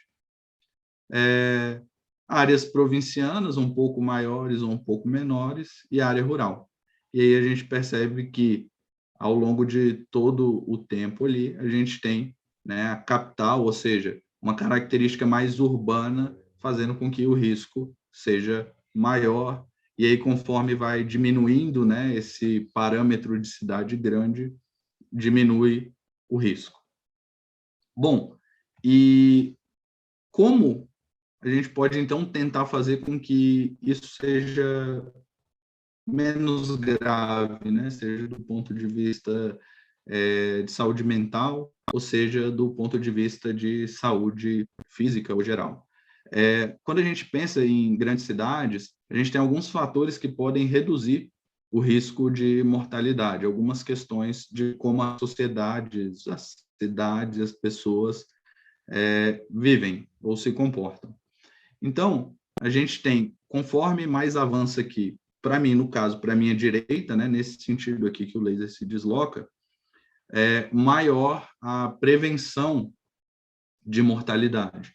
Então, a gente percebe diferentes tipos de análise de interação social, e aí é importante a gente lembrar que a atividade física, como vimos lá no começo, no conceito do Guia Brasileiro de Atividade Física, proporciona interação com o ambiente e interação social.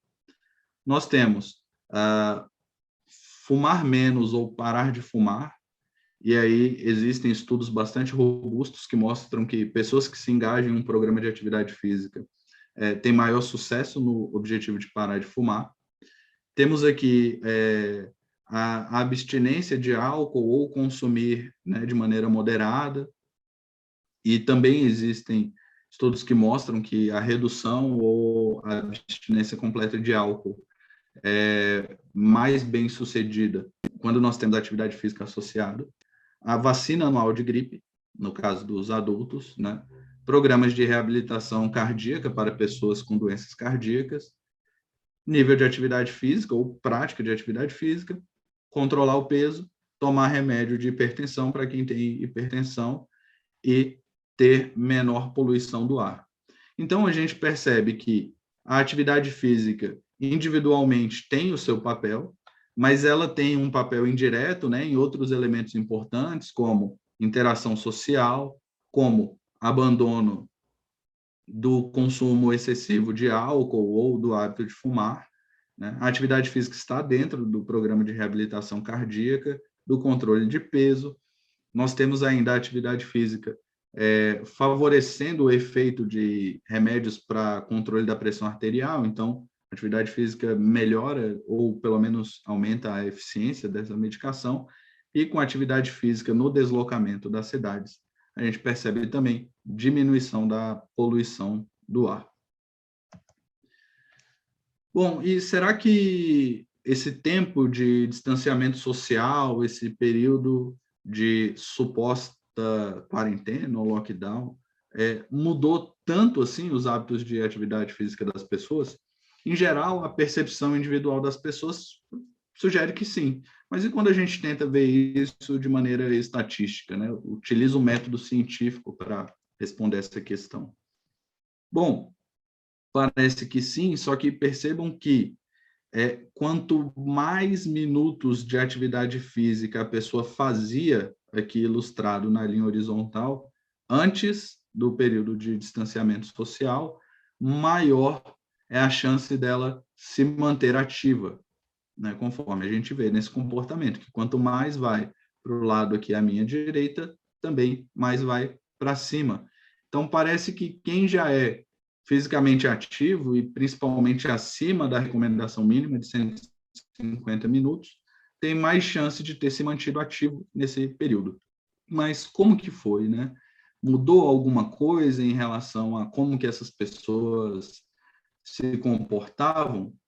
Bom, basicamente a gente teve uma mudança em relação ao horário. Olha só que curioso.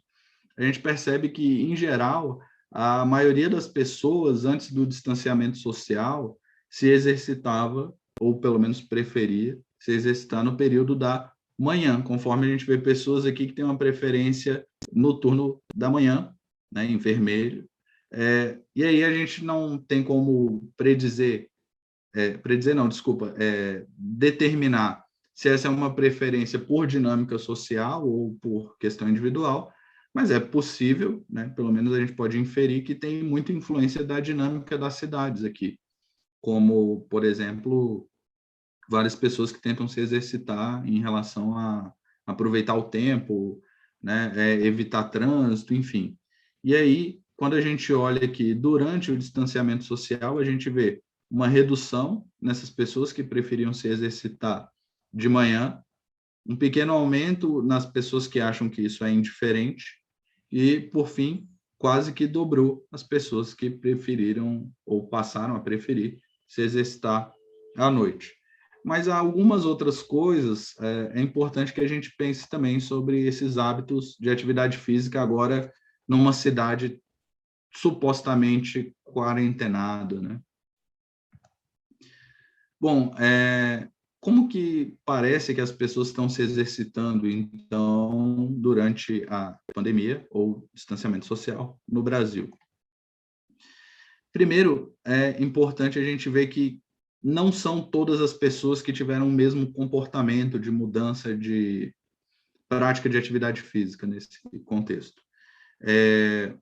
Aqui a gente tem uma visão a partir do número de anos que a pessoa estudou, mas essa informação pode nos dar insights melhores. Normalmente, em estudos sobre população, anos de estudo é o que a gente chama de variável proxy, que é o seguinte: eu consigo entender outra característica a partir dela. Nesse sentido, em geral, anos de estudo remete à renda. Óbvio que, aleatoriamente, uma ou outra pessoa, às vezes, pode ter estudado menos e ter mais renda do que alguém que estudou mais. Porém, no grosso, o que a gente percebe? Que as pessoas que têm mais anos de escolarização têm maior renda. E, nesse sentido, seja para a amostra completa, para homens ou mulheres, uma proporção muito maior de quem tem ensino superior e provavelmente maior renda é quem conseguiu se manter fisicamente ativo nesse período. E essas pessoas estão se exercitando prioritariamente em casa ou ao ar livre, como a gente vê aqui na fração em preto ou em cinza claro. E aí, olha só, apesar de todo esse suposto mercado de lives, de personal online e por aí adiante, parece que uma maioria expressiva tem feito isso sem ajuda profissional, né? Ou pelo menos iniciou sem ajuda profissional e continuou.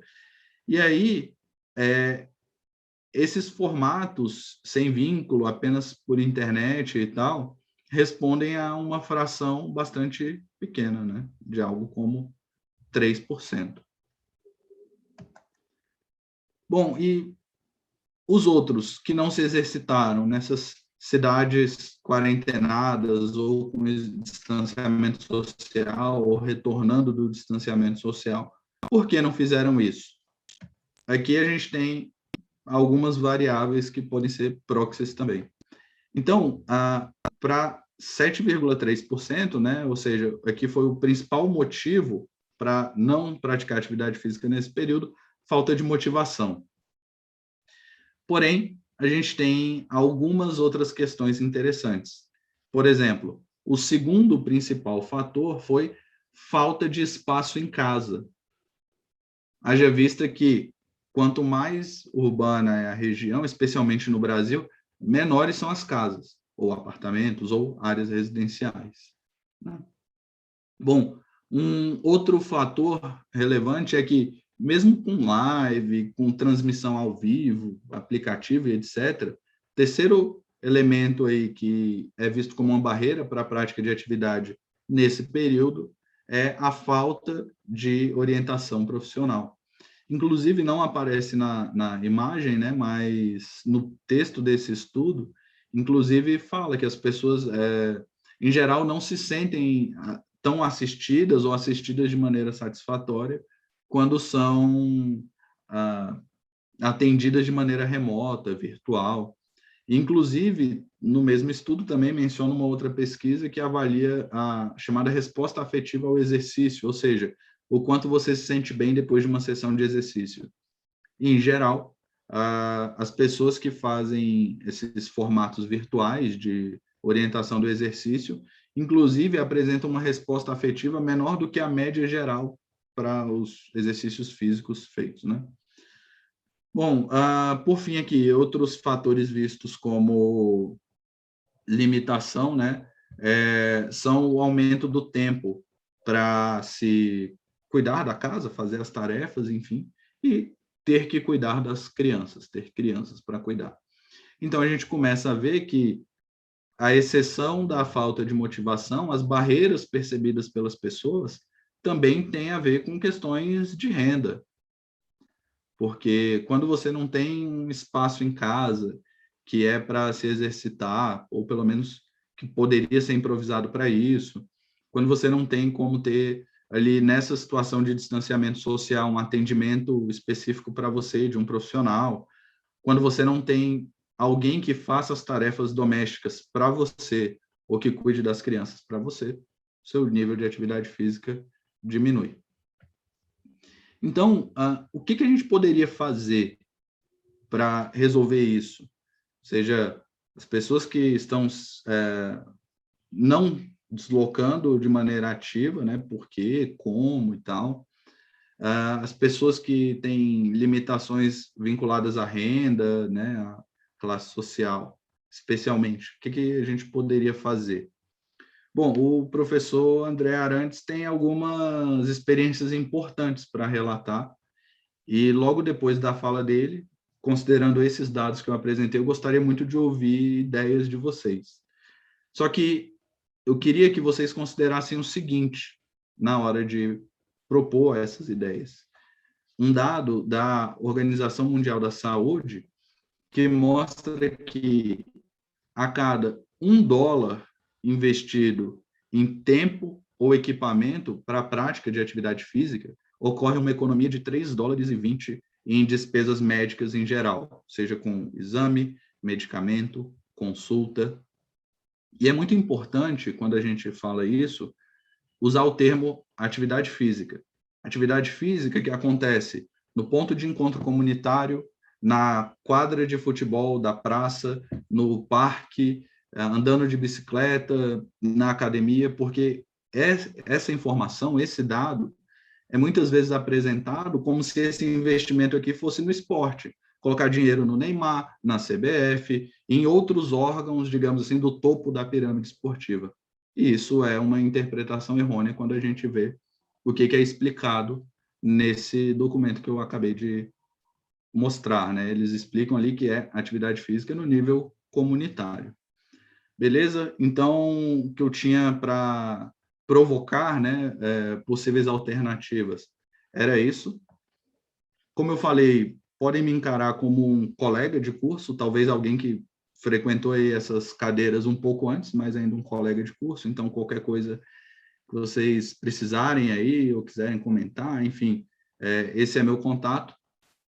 Obrigado pela atenção. E agora as propostas, exemplos e soluções dele, que é primo do atleta Edson Arantes, pai do atleta Rafael Arantes, talvez fã do cantor Guilherme Arantes, André Arantes.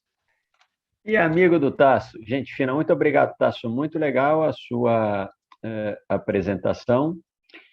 E aí eu só vou pedir para você tirar, então, aqui baixa a tua apresentação, porque eu já boto aqui essa apresentação. Obrigado. Que é a apresentação já de final. Deixa eu ver aqui. Espera aí. Pronto. Vamos ver se entra.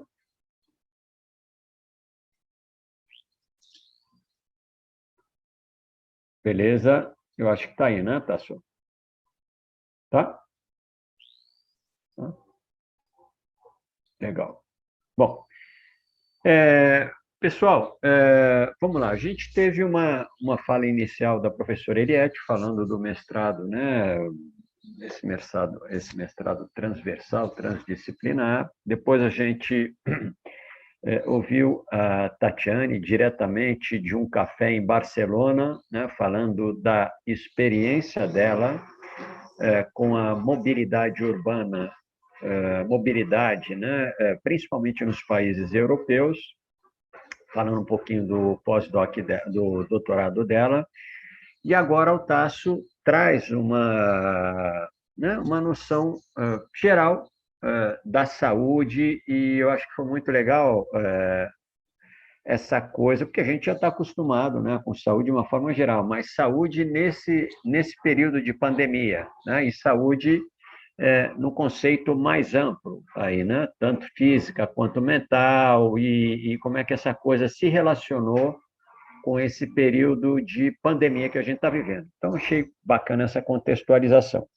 Bom, eu vou avançar aqui, pessoal, e eu preparei uma apresentação para vocês que ela tem 2 momentos, né? Esse primeiro momento em que eu falo de mobilidade urbana ativa, com alguns slides, e depois eu entro e trago um filme aqui na parte final. Eu trago um filme que tem aproximadamente 10 minutos, que é um filme bem interessante, escrito, dirigido por uma dupla que é franco-brasileira, e eles vão exatamente falar dessas questões que são questões atuais, que é a questão da sustentabilidade, a questão das mudanças climáticas, que trazem essa nossa discussão para o momento atual, né? É bom a gente lembrar que durante essa semana está acontecendo a COP26, que está discutindo em Glasgow, na Inglaterra, no Reino Unido, o futuro da humanidade, né? E a ideia é exatamente o seguinte: ou os países, né, diminuem a emissão de gases, basicamente de CO2, de outros gases, mas CO2, que é proveniente da queima de combustíveis fósseis, como, por exemplo, o petróleo, ou diminui drasticamente isso, ou a gente chega no final do século com uma temperatura muito alta, o que vai trazer problemas, né? Então, a COP ela está discutindo, nesse momento, com 200 líderes dos principais países do mundo, como garantir que até o final do século a gente tenha um aumento situado entre 1,5 grau e 2 no máximo, né? Porque senão a gente passa a ter problemas graves, né? Amplia os problemas que a gente já tem. Então, nesse cenário, que é um cenário global mais geral, é que a apresentação está inserida, né? Porque a discussão da mobilidade ela está diretamente ligada com o mundo que a gente quer amanhã, ou daqui a pouco, para a gente e para os nossos filhos, né? Então, se a gente não muda esse mundo, a gente vai empurrando ele para o buraco, tá? Então, inicialmente, fazer essa fala. Eu botei aqui esse primeiro slide, que é um slide sobre uma matéria no jornal, escrita pelo Roberto Andrés, para um periódico que chama Pisagrama, e ele diz o seguinte: aos que no futuro se ocupem da história, sejam eles escafandristas, arqueólogos ou baratas inteligentes, não faltarão motivos de espanto sobre os hábitos da sociedade responsável pela conhecida sexta grande edição do planeta Terra. Então, esse aqui, na verdade, é um ensaio, né, quase um conto, onde ele aponta para uma situação que é uma situação de desastre a continuar desse jeito, né? E aí ele arremata aqui: talvez nos descrevam como amantes do petróleo, carnívoros inconsequentes, idólatras do dinheiro, roedores de montanhas, sociedade do metal e do carbono, dos pesticidas, do plástico, da desigualdade abissal, né? Então, na verdade, o que o autor está trazendo aqui, o Roberto Andrés está dizendo o seguinte: o mundo está indo para o buraco. Então, a gente pode mudar o caminho, porque tudo pode ser mudado. Mas, para mudar, a gente tem que olhar para o outro lado. Se continuar fazendo o que a gente está fazendo, poluindo do jeito que está poluindo, consumindo e emitindo CO2 do jeito que está emitindo, os hábitos da população, da alimentação não mudarem, a desigualdade social continua ampliando, nós vamos levar esse mundo para o buraco. Então, aqui, na verdade, é um chamado para, olha, se continuar desse jeito, vai para o buraco. Vamos olhar de uma maneira, né? Vamos olhar para uma perspectiva diferente. Né? Então, contextualizando aqui, né, no panorama mais geral, e entrando agora por questões que são questões mais legais. Né? A Tatiana até falou, é do direito, mas a gente precisa olhar para o direito também para entender quais foram os pactos sociais sendo feitos, porque as coisas viram lei quando existe uma força na sociedade que empurra determinadas discussões, conceitos, etc. e tal. Então, o que tem de importante que conversa com essa situação que a gente vive hoje, essa questão da mobilidade urbana ativa. Né? Então, primeiro, o Código de Trânsito de 1997, né? É um código do período do Fernando Henrique, onde, pela primeira vez, você tem a bicicleta como uma modalidade de transporte ocupando bastante espaço. Né? Desse momento que tem os adesivinhos, que vocês já devem ter visto, mantenha 1,5 metro do ciclista, não sei o que lá. Então, isso vem desse período, porque houve uma grande mobilização da área, principalmente das ONGs de ciclismo e dos grupos que já estavam atuando nessa questão da mobilidade ativa, e o governo acabou colocando isso para frente. Em 2012, já no governo da Dilma, essa história, né? Lula e Dilma, essa história continua avançando, e você tem a Política Nacional de Mobilidade Urbana. Então, em 2012, você tem uma fala mais incisiva da importância dos modais de transporte, que são modais de transportes ativos. Bom, isso a nível nacional. A Tatiana, ela trouxe algumas questões locais do DF, né? Então, ela se complementou aqui. No mundo, o que está acontecendo? Em 2015, a ONU ela propõe os ODS, que são os Objetivos de Desenvolvimento Sustentável, né, para o milênio. Esse ODS 11, ele tem a ver com cidades e comunidades sustentáveis. Né?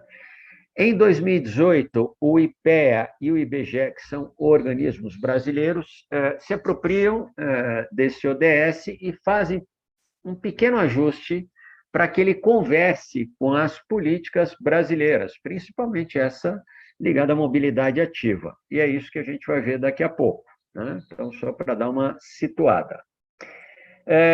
Eu aproveito nesse slide aqui para destacar o papel que as ONGs, que são organismos não governamentais, têm. Quer dizer, eles têm um papel muito importante para essa questão da mobilidade. No Brasil, existe a União de Ciclistas do Brasil, que é o CB. No Rio de Janeiro, tem essa ONG Transporte Ativo, né, que conversa com caminhar, pedalar, andar de skate e patins. E em Brasília, a gente tem a Rodas da Paz. A Rodas da Paz deve estar fazendo quase 20 anos, é uma ONG muito importante, muito forte, que começa no início dos anos 2000, no sentido de garantir segurança, né, seguranças mínimas para os ciclistas, e avança muito, fazendo campanhas de conscientização, influindo em políticas públicas e acompanhando as políticas públicas, principalmente do governo Agnello, que o governo fez muitos quilômetros aqui de ciclovias no Distrito Federal.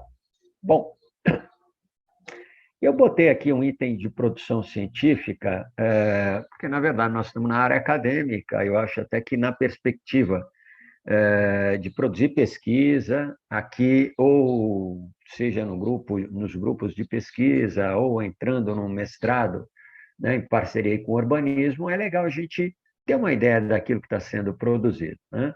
Então, eu não sei se está muito pequeno para vocês, mas eu vou lendo aqui para vocês terem uma ideia. Então, nesse primeiro quadro, eu separei um grupo de pesquisas que elas têm como objetivo conhecer ou dar voz a ONGs, né?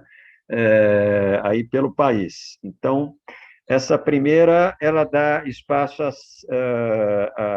Cidade Ativa, que é uma ONG que tem a ver com o caminhar e a corrida, né, nas cidades.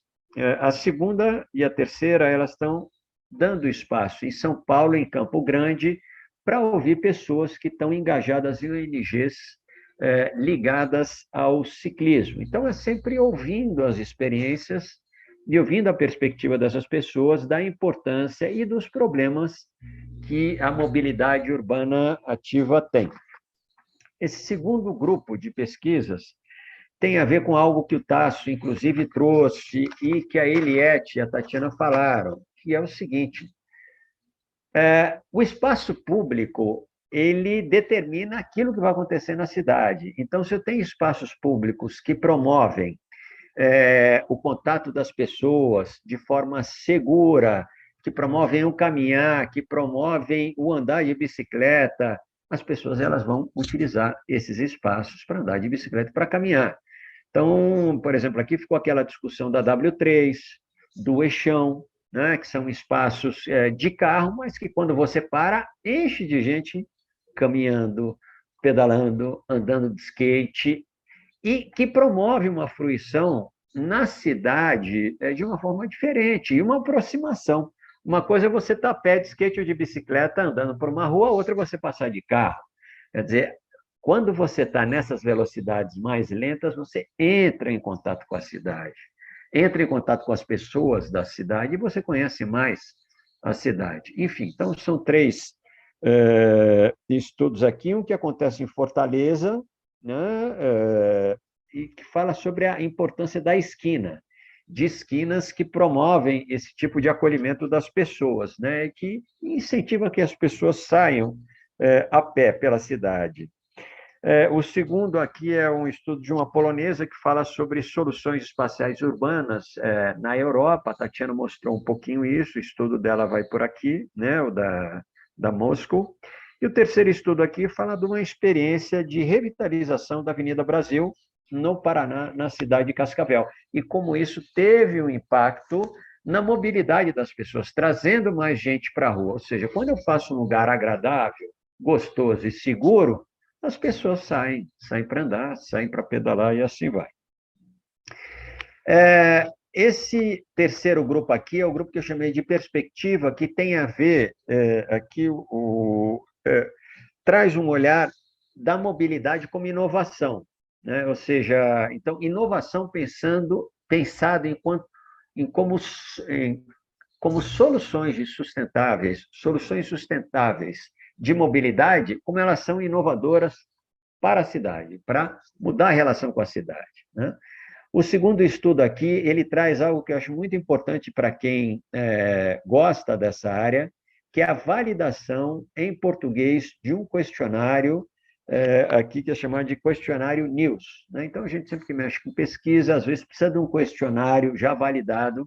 Então, aqui já tem um que ele tem uma escala de andabilidade pela cidade, né?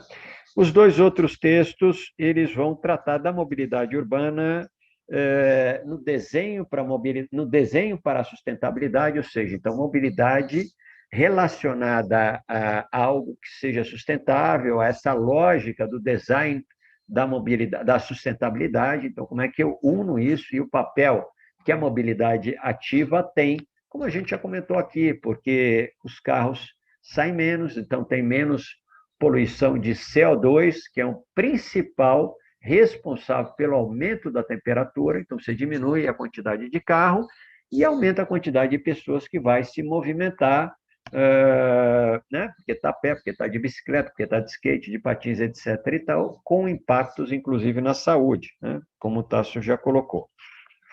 Bom, e aí eu passo aqui para o último slide, que esse aqui é só para chamar a atenção, que o IPEA e o IBGE desenvolveram um estudo sobre essa ODS 11 que eu comentei para vocês, né, que são os Objetivos de Desenvolvimento do Milênio, e eles se fixam aqui numa meta que eles estão chamando de 11.2, que é o seguinte, que é verificar o percentual de viagens feitas por meio de transporte público a pé ou de bicicleta. Então, o que eles estão dizendo é o seguinte, isso é fundamental para a gente monitorar.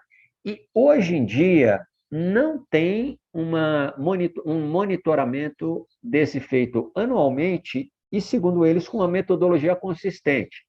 Então, eles até nessa coluna dos dados atuais, eles trazem uma pesquisa que foi feita pelo PNS, né, que é a Pesquisa Nacional de Saúde, em parceria com o IBGE, que constata que 24% dos deslocamentos de casa a trabalho são realizados de modo ativo.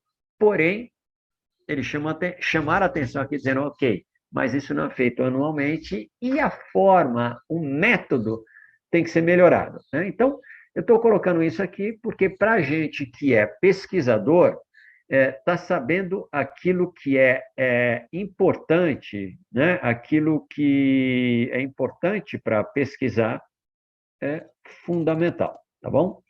Bom, essa é a primeira parte da apresentação que eu tinha para vocês. Eu vou agora, então, compartilhar a segunda parte da apresentação, que é um vídeo curto, ele tem no máximo 10 minutos. A primeira parte do vídeo, ele vai para um estudo feito por pesquisadores americanos da Universidade de Stanford, onde ele chama a atenção para a delicadeza desse momento que a gente está enfrentando, e depois tem um corte, vocês vão perceber que tem um corte, porque eu editei mesmo, e a gente vai para a Dinamarca, tem uma fala inicial muito curtinha sobre aquecedor, e depois a gente cai na vivência na Dinamarca, na forma com que eles tratam a questão da mobilidade ativa, tá bom? Então, eu vou soltar aqui. Eu gostaria só que alguém comentasse para mim que o som está saindo. Na verdade, se o som está saindo. O som está saindo? Está saindo, André. Está saindo. Está saindo, professor.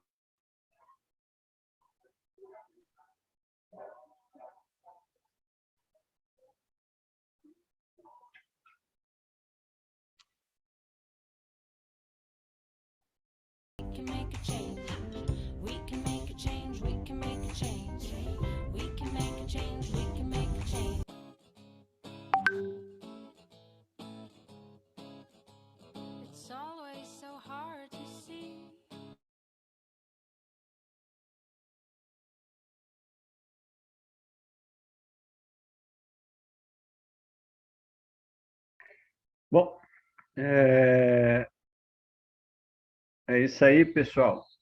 Vocês conseguiram ver o vídeo direitinho? Ouvir? Legal.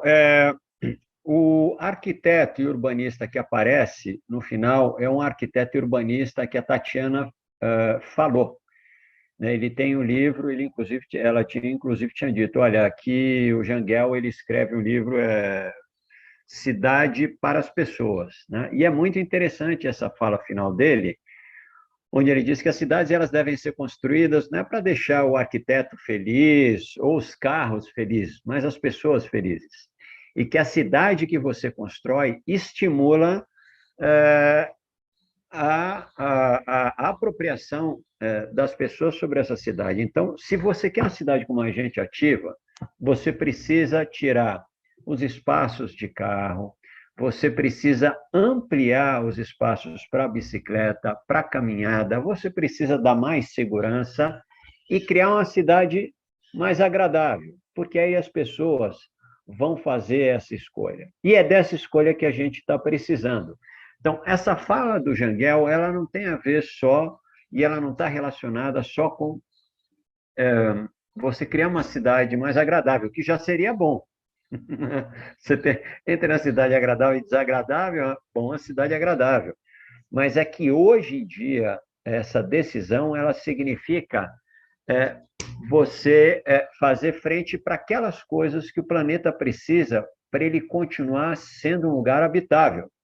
Então, essa coisa ela não é isolada, como a gente viu aqui, aí voltando à fala e aquela discussão que está acontecendo na COP26, né? É uma decisão de mudança de mentalidade, que significa se movimentar de um jeito diferente e ativo, evitar a utilização dos combustíveis fósseis, mudar o tipo de alimentação, né? Inclusive o jeito com que os alimentos, que tipo de alimentação se consome ou não, e também mudar a forma como as pessoas se relacionam, como elas se relacionam, inclusive, em que condições trabalhistas que as pessoas se relacionam. né? Para que o mundo ele seja um mundo mais agradável, um mundo mais sustentável e um mundo com mais direito, onde, objetivamente, pessoal, as pessoas vão viver mais felizes e vão durar mais tempo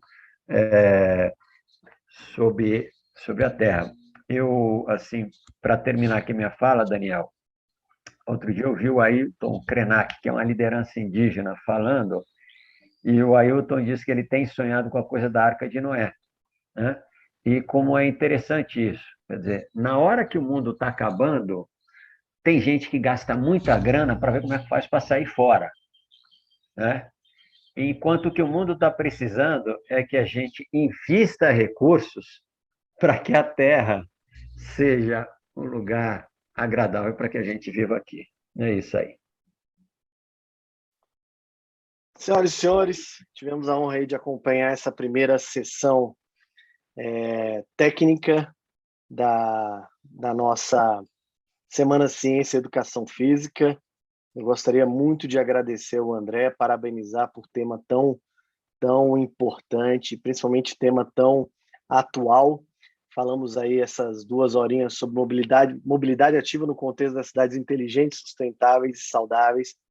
As nossas convidadas, acredito que contribuíram muito com uma visão multiárea, né, multidisciplinar, fora da educação física, e essas caixinhas separadas, quando vão se juntando, chega próximo aí do que nós entendemos, ou deveríamos, pelo menos, entender como sociedade, né? Parabenizar também ao Tássio aí, que inclusive deu base para algumas aulas que eu vou dar sobre essa questão do esforço, essa questão da atividade física. Muito obrigado aqui a todos, agradeço aqui o acompanhado dos professores que ficaram aqui até o final, Felipe Dinato, Renata, Sérgio Adriano, Alessandro, nosso querido Márcio, Eti, muito obrigado mesmo, parabenizar cada aluno que ficou aqui até o final, como foi colocado no e-mail para vocês, a presença ela é dada pelo aspecto de acesso, check-in ao evento, e o tempo que fica aqui na palestra. Agradeço a todos, amanhã temos mais uma atividade, a atividade de amanhã será comandada pelo nosso querido professor Felipe Dinato, certo? O Felipe Dinato amanhã será acompanhado dos convidados Patrick Aguiar, profissional de educação física, atual presidente do CREF 7, e do Fabiano Malheiros, da Health Trainers, para falar sobre profissional de educação física e as práticas em saúde, leis, mercados e formação. Muito obrigado a todos.